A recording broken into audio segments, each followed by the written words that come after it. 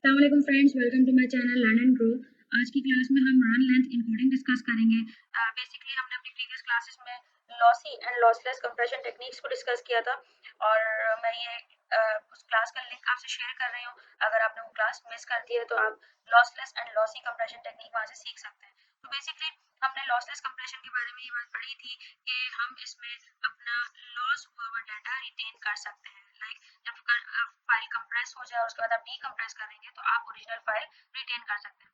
तो run length encoding lossless compression technique को use कर रहा है। तो आरएलई किस तरह अप्लाई हो रहा होता है? फर्स्ट ऑफ ऑल आरएलई हम सिर्फ यूज ही तब कर सकते हैं जहाँ पे हमें पता हो कि आइडेंटिकल डाटा एग्जिस्ट कर रहा है। लाइक आपको पता है कि अगर हम किसी इमेज की बात करें तो वहाँ पे कोई रिपीटेड कलर्स होंगे। अगर कोई ऐसा डॉक्यूमेंट है जिसमें लेटर्स यूज हो रहे हैं तो वहाँ पे आइडेंटिकल लेटर्स हो सकते हैं। तो हम आरएलई को एडजेसेंट डाटा पे अप्लाई कर रहे होते हैं। अच्छा, अब ये इनकोड करता कैसे है? तो सबसे पहले जब हम इसको इनकोड करते हैं, इनकोड मीन्स किसी चीज़ की ओरिजिनल फॉर्म को चेंज कर देना और कुछ और बना देना। तो इनकोड का मतलब है कि हमारे पास एक ओरिजिनल डाटा है और अब हम उसकी फॉर्म को चेंज कर रहे हैं फॉर अ टाइम बीइंग। हम ऐसे चेंज कर देंगे, उसकी फॉर्म वो अब दिखने में कुछ और नज़र आ रहा होगा और फिर जब हम डीकम्प्रेस करेंगे तो वो ओरिजिनल फॉर्म में आ जाएगी, तो हम उसको डीकोड का वर्ड कहेंगे। तो हम इनकोडिंग आरएलई में कैसे कर रहे होते हैं? सबसे पहले आरएलई 2 वैल्यूज़ रिप्रेजेंट कर रहा होता है। First value number of identical data items, जो जितने भी डाटा आइटम्स आइडेंटिकल हैं वो क्वांटिटी रिप्रेजेंट कर रही होगी first value. Then second value क्या रिप्रेजेंट करेगा? उसका कोड। जो भी ASCII टेबल पर्टिकुलर वैल्यू के लिए आपको कोड दे रहा है तो सेकंड वैल्यू वो रिप्रेजेंट कर रहा होगा। तो आरएलई जो है हमारे लिए तब ही इफेक्टिव होगा जब long run of repeated units या बिट्स मौजूद होंगे। तो हम सिर्फ वहीं पर आरएलई को इम्प्लीमेंट कर रहे होते हैं। तो एक एग्जांपल देखते हैं जहां हम ये देखेंगे कि आरएलई को हम टेक्स्ट डाटा पे कैसे यूज कर रहे होंगे। तो सबसे पहले आपके पास एक टेक्स्ट स्ट्रिंग है जिसमें आपके पास ये कुछ लिखा हुआ है, ठीक है? और हम ये अज्यूम कर रहे हैं कि हर एक कैरेक्टर 1 बाइट कंज्यूम कर रहा है। कैरेक्टर किसे कहेंगे? कोई भी की जो भी आपके कीबोर्ड में मौजूद है, जैसे कि कोई भी अल्फाबेट, स्पेस बार, लाइक कोई भी और की, लाइक फंक्शन की, बैकस्पेस, एंटर की, एनी की in the keyboard is a character. तो यहाँ पे कुछ कैरेक्टर्स हैं और ये कह रहे हैं कि हमने अज्यूम कर लिया है कि हर एक कैरेक्टर 1 बाइट कंज्यूम कर रहा है। तो टोटल ये 16 कैरेक्टर्स हैं। तो इन टोटल 16 बाइट्स कंज्यूम हो रही हैं अभी इस डाटा के लिए, ठीक है? और हम इसको चाह रहे हैं कंप्रेस करना कि शॉर्टर हो जाए, कम स्पेस ऑक्यूपाई करें। तो अब आरएलई हम इस पे कैसे अप्लाई करेंगे? हमने ये सीखा कि आरएलई में फर्स्ट वैल्यू रिप्रेजेंट करती है नंबर ऑफ रिपीटेड आइटम्स, ठीक है? तो अगर हम इन एज को देखें तो टोटल 5 ए हैं। तो फर्स्ट वैल्यू इज 5 जो कि नंबर ऑफ आइडेंटिकल डाटा को रिप्रेजेंट कर रहा है कि यहाँ पर 5 ए हैं और 97 is the ASCII value for this small a, ठीक है? आपको पता है कि स्मॉल और कैपिटल लेटर्स के लिए अलग अलग ASCII कोड्स मौजूद हैं। तो 5 ए 597 रिप्रेजेंट्स 5 टाइम्स ए, ठीक है? तो इसके बाद है 4 टाइम्स स्मॉल बी, हमने लिख दिया 498। इस जीरो की कोई वर्थ नहीं, आपको पता है जब जीरो स्टार्ट में हो तो उसकी कोई वर्थ नहीं होती। तो 498 representing 4 times B and 98 is the ASCII code for small B. Then 0299 2 times C use हुआ है तो हमने 2 लिख दिया है और 99 is the ASCII code for this small C. Then 5 times small d, तो 5 and 100 is the ASCII value for this small d। तो इस तरीके से हमने एक 16 बाइट के डाटा को 8 बाइट्स में कन्वर्ट कर दिया।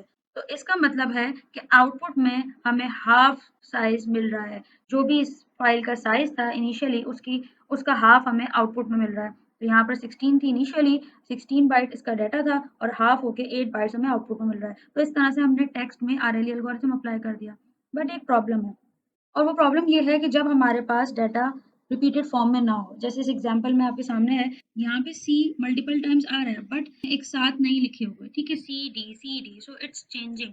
तो अब यहाँ पे हम आरएलई को अप्लाई नहीं कर सकते, बट हम एक टेक्निक यूज करते हैं और वो टेक्निक है कि फ्लैग को यूज करें।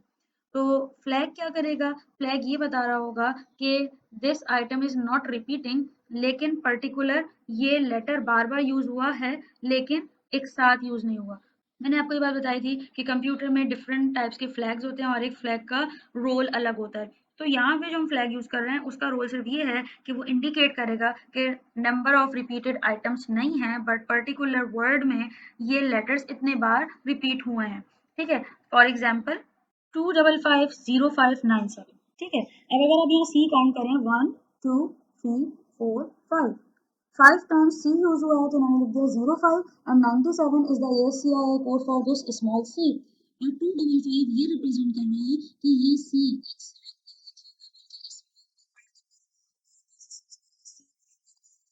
ठीक है, बट एक साथ नहीं है।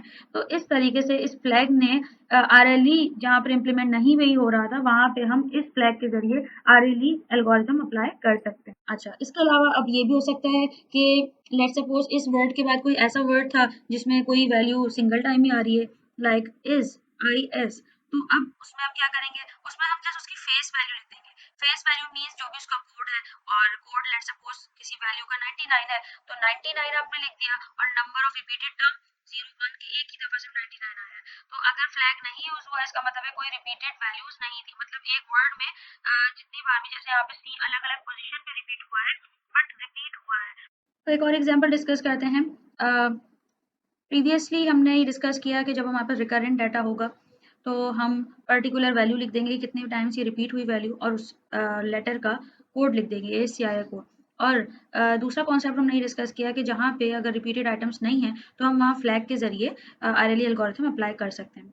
अब लेट सपोज आपके पास एक डॉक्यूमेंट है और उस डॉक्यूमेंट में कहीं पर रिपीटेड डाटा है और कहीं पर नहीं है, तो अब आरएलई एल्गोरिथम हम किस तरह अप्लाई कर रहे होंगे। तो सबसे पहले अगर आप ये स्ट्रिंग देखें, ये डाटा हमारे पास उस डॉक्यूमेंट में मौजूद है जहाँ पे कहीं पर रिपीटेड डाटा है और कहीं रिपीटेड डाटा नहीं है। ठीक है, तो यहाँ पे रिपीटेड डाटा है तो हमने लिख दिया 8 टाइम्स ए का कोड लिख दिया 97। इसी तरह बी 10 टाइम्स बी रिपीट हो रहा है और 98 उसका कोड आ गया। अब सी रिपीट क्योंकि नहीं हो रहा, सी के बाद डी आ रहा है तो हमने सी के लिए लिख दिया 0199, फिर डी के लिए लिख दिया 0100 और इसी तरह इनके कोड्स मेंशन किए और आगे लिख दिया हमने ई क्योंकि 8 टाइम्स था और इसका कोड है 101 तो 8101।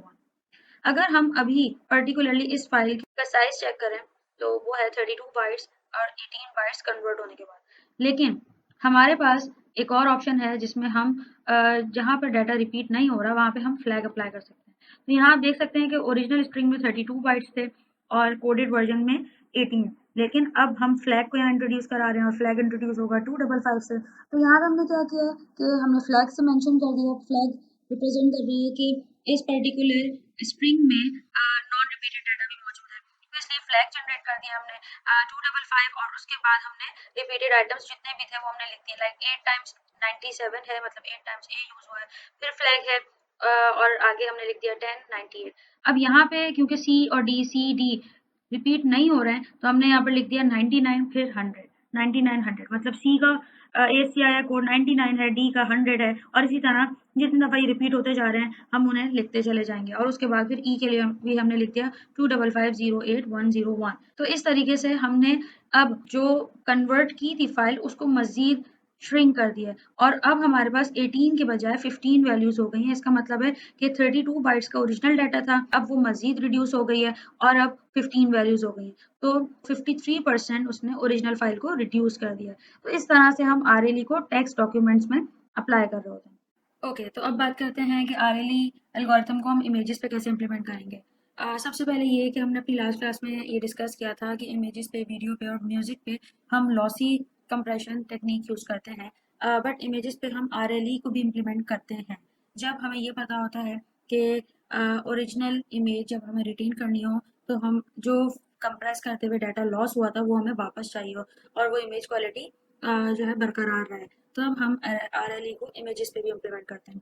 अब आपके सामने एक एग्जांपल है जिसमें आपके सामने एक ब्लैक एंड वाइट इमेज है और इस इमेज को 8 बाय 8 ग्रिड में डिवाइड किया गया है और हर एक बॉक्स 1 बाइट को रिप्रेजेंट कर रहा है। ठीक है, अच्छा अब यहाँ पे क्योंकि एक ब्लैक एंड वाइट इमेज है तो हमने ब्लैक और वाइट दोनों को एक एक बिट असाइन कर दिए। वाइट के लिए हमने 1 यूज किया है और ब्लैक के लिए 0। आपकी मर्जी, आप किसी बिट को भी किसी कलर के लिए यूज कर सकते हैं। अच्छा, अब उसके बाद हमें करना क्या है कि अगर आप अभी देखें तो ये टोटल कंप्लीट रो 8 बाइट से रिप्रेजेंट हो रही है क्योंकि हर एक बॉक्स 1 बाइट को रिप्रेजेंट कर रहा है। तो देयर आर 8 बॉक्सेस इन अ रो, तो टोटल 8 बाइट्स का डाटा है ये एक रो में and there are 8 rows here. तो 8 मल्टीप्लाई बाय 8 64 बाइट से ये कंप्लीट पिक्चर रिप्रेजेंट हो रही है और हम इस 64 बाइट को कंप्रेस करना चाह रहे हैं ताकि ये लेस स्पेस ऑक्यूपाई करे। ठीक है, अब अगर हम यहाँ देखें तो यहाँ पे इस ही इमेज को इन्होंने बिट्स की फॉर्म में रिप्रेजेंट कर दिया है व्हाइट की जगह, क्योंकि हमने कहा है कि हम 1 रिप्रेजेंट करेंगे और ब्लैक को 0 से, तो यहाँ पर इसी तरह से व्हाइट को 1 से और जहाँ जहाँ ब्लैक है वहाँ 0 से रिप्रेजेंट किया गया। अब यहाँ पे हम कंप्रेस करने जा रहे हैं। सबसे पहले आपको स्टार्ट करना है लेफ्ट हैंड साइड से, और जब रो कंप्लीट हो जाएगी तो दोबारा लेफ्ट हैंड साइड पे आपको मूव करना है। अब काउंट करते हैं 1 2 3 4 5 6 7 8, और क्योंकि नेक्स्ट रो में भी फर्स्ट व्हाइट है तो आपने इसको भी काउंट किया 9। तो इस तरीके से यहाँ पे आपने लिख दिया 9W, W मीन्स व्हाइट। अब मूव करेंगे फॉरवर्ड 1 2 3 4 5 6, 6 ब्लैक है तो आपने यहाँ लिख दिया 6B। देन अब ये व्हाइट है और ये भी व्हाइट है, तो आपकी रो यहाँ एंड हुई, आपने इसको काउंट किया 1, और रो नेक्स्ट स्टार्ट हुई, ये भी व्हाइट है तो 1, तो 1 एंड 1 2, तो आपने यहाँ लिख दिया 2 व्हाइट। इसी तरह से ये ब्लैक है तो आपने यहाँ लिख दिया 1B। ठीक है, उसके बाद काउंट करेंगे 1 2 3 4 5 6 एंड 7, तो इस तरह से यहाँ पर आ गया 7W। नेक्स्ट 1B, तो यहाँ पे यहाँ लिख दिया 1B। इसके बाद 1 2 3 4 5 6 एंड 7, तो इस तरह पे लिख दिया 7W। फिर 1 2 3 4 5 5B। तो इस तरह से आपने कंटिन्यूसली मूव करते रहना है। उसके बाद आप इन लेटर्स को नंबर से स्विच कर दें, जहां जहां W है वहां हमने 1 लिख दिया, जहां B है वहां 0। तो 9W means 9 1, 6B means 6 0, then 2W means 2 1। इस तरह से हमने इस कंप्लीट पिक्चर को कंप्रेस कर दिया। अब अगर आप देखें तो हमने भी कैलकुलेट किया था स्टार्ट में, तो ये 8x8 की क्योंकि इमेज है तो 64 बाइट्स रिक्वायर्ड थी इस कंप्लीट इमेज को स्टोर करने के लिए। लेकिन अब जो हमारे पास डाटा आया है, क्योंकि पर डिजिट 1 बाइट है, तो अगर हम इसको काउंट करें 1 2 3 4 5 6 7 8 9 10 एंड सो ऑन, जब तक यहाँ काउंट करेंगे तो दीज आर 30 इन वैल्यू। ठीक है, तो 30 का मतलब है कि 30 बाइट्स चाहिए और 64 बाइट्स ओरिजिनल इमेज के थे, that means more than 50% image compress हो गई। अब देखते हैं कि RLE एल्गोरिथम कलर इमेज पे कैसे अप्लाई होता है। तो ये कलर इमेज है आपके सामने, और क्योंकि आपको पता है कि कलर इमेज में तीनों कंपोनेंट्स आपके पास होंगे RGB। ठीक है, तो हर एक कलर को एक particular combination of RGB represent कर रहा होता है। जैसे इन्होंने यहाँ बता दिया कि ब्लैक स्क्वायर मीन्स 0 0 0, मतलब उसमें रेड का कंपोनेंट भी 0 है, ग्रीन का भी और ब्लू का भी। इसी तरह व्हाइट को रिप्रेजेंट कर रहा है 1 1 1, यानी कि हाईएस्ट वैल्यू इज 255 255 255 255। ये सारी वैल्यूज डेसिमल में बताएंगे, आप चाहें तो इनको बाइनरी में कन्वर्ट कर सकते। अच्छा जी, तो अब इस तरीके जैसे हमने अपनी प्रीवियस एग्जांपल में कैलकुलेट किया था, आपको पता है कि RLE is all about identical elements. ठीक है, आइडेंटिकल जितने एलिमेंट्स होंगे आप उन्हें काउंट करेंगे और उनकी फेस वैल्यू लिख देंगे। तो यहाँ पे 2 ब्लैक्स हैं तो आपने यहाँ पर लिख दिया 2, और ब्लैक के लिए क्योंकि ब्लैक को रिप्रेजेंट कर रहे हैं हम 0 0 और 0 से, तो हमने यहाँ लिख दिया 2 0 0 0 मीन्स 2 टाइम्स ब्लैक। इसी तरह फिर आगे है 4 ग्रीन बॉक्सेस, तो आपने यहाँ लिख दिया 4, और ग्रीन को हम किससे रिप्रेजेंट कर रहे हैं 0 2 5 5 0, तो यहाँ लिख दिया 0 2 5 5 0। इसी तरह अब नेक्स्ट इज 1 2, और अब फिर नेक्स्ट रो पे आ गए 3 ब्लैक्स हैं तो आपने यहाँ लिख दिया 3, और ब्लैक के लिए 0 0 0, तो यहाँ लिख दिया 0 0 0। आगे मूव करते हैं 1 2 3 4 5 6, 6 टाइम्स व्हाइट है तो आपने यहाँ लिख दिया 6, और व्हाइट के लिए क्योंकि 2 5 5 2 5 5 2 5 5 है तो आपने यहाँ लिख दिया 6 2 5 5 2 5 5 2 5 5। और उसके बाद ब्लैक, अब जब नेक्स्ट लाइन पे हम मूव कर रहे हैं तो ग्रीन है तो इसीलिए आप 1 टाइम्स ही ब्लैक लिखेंगे, तो 1 यहाँ मेंशन कर दिया, और ब्लैक के लिए RGB का कंपोनेंट है 0 0 0। तो इस तरीके से हमने कंप्लीट इमेज को यहाँ पे इसको इनकोड कर दिया है। तो आगे बढ़ते हैं। तो बेसिकली जो आपके पास इमेज थी वो 8 मल्टीप्लाई बाय 3 थी। क्यों? क्योंकि अगर आप देखें तो ये 8 बाय 8 की ग्रिड थी, जैसे हमने RGB में देखा 8 बाय 8 था, तो 8 मल्टीप्लाई बाय 8 64। लेकिन क्योंकि इस 8 बाय 8 में 3 कलर्स इन्वॉल्व हैं तो इस वजह से 8 multiply by 8 multiply by 3 192 byte से ये कलर इमेज स्टोर हो रही है। ठीक है, लेकिन जब आप इन कन्वर्टेड वैल्यूज को काउंट करेंगे तो दीज आर 92 वैल्यूज, तो 92 का मतलब है कि 92 बाइट्स स्टोर हो रहे होंगे, तो 192 was the original one and 92 is the compressed one, तो फाइल अराउंड 52% रिड्यूस हो गई है। तो इस तरह से RLE एल्गोरिथम को हम इम्प्लीमेंट करते हैं इमेजेस पे, चाहे वो कलर हो, चाहे वो ग्रे स्केल इमेज हो, या वो टेक्स्ट फाइल हो। टेक्स्ट का मतलब ये नहीं है कि सिर्फ लेटर्स इन्वॉल्व हैं, टेक्स्ट का मतलब नंबर्स भी होते हैं, क्योंकि text involves all the letters, numbers and special characters. तो RLE एल्गोरिथम आप किसी भी उस फाइल पे इम्प्लीमेंट कर सकते हैं जिसको आप चाहते हैं कि उसका ओरिजिनल डाटा कंप्लीटली रिटेन हो जाए तो आप वहाँ पे RL इम्प्लीमेंट करेंगे। तो आई होप आज की क्लास आपको समझ आई होगी। टेक केयर स्टूडेंट्स, अल्लाह हाफिज़ and must subscribe my channel.